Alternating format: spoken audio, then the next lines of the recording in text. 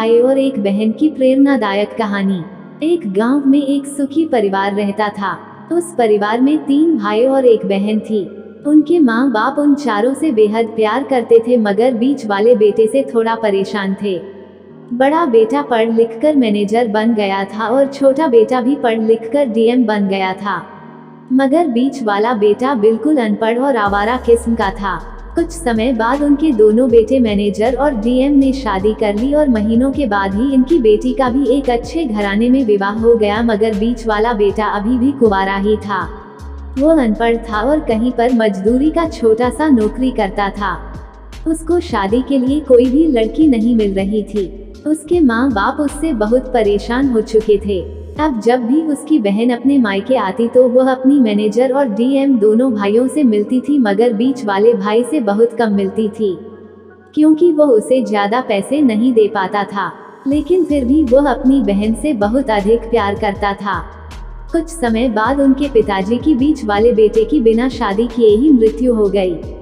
उनकी माँ ने सोचा कहीं अब किसी के मुंह से बंटवारे की बात निकले, इसलिए अपने ही गांव में एक सीधी सादी लड़की से मंझले बेटे की शादी करवा दी।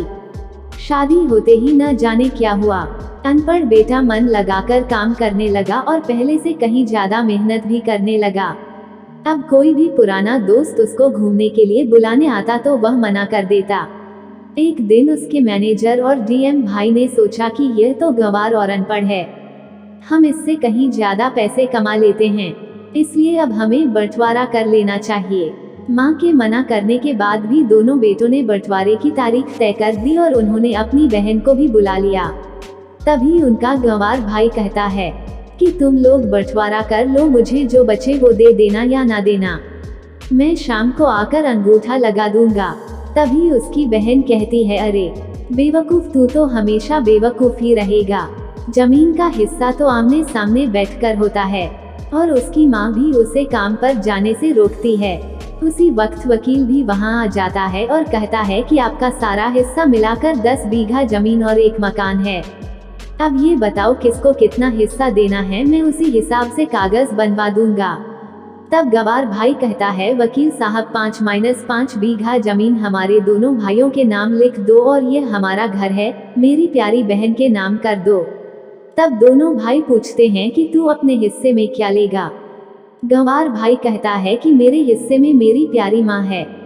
वह अपनी पत्नी की तरफ मुस्कुराते हुए कहता है, क्यों, क्या मैंने गलत कहा? उस गंवार और अनपढ़ की पत्नी अपनी सास से लिपट कर कहती है, माँ से बड़ी वसीयत क्या होगी मेरे लिए। उसी वक्त उसका गंवार पति भी अपनी माँ से लिपट जाता है। गंवार बेटे और बहू के प्यार ने जमीन जायदाद के बंटवारे को एक सन्नाटे में बदल दिया।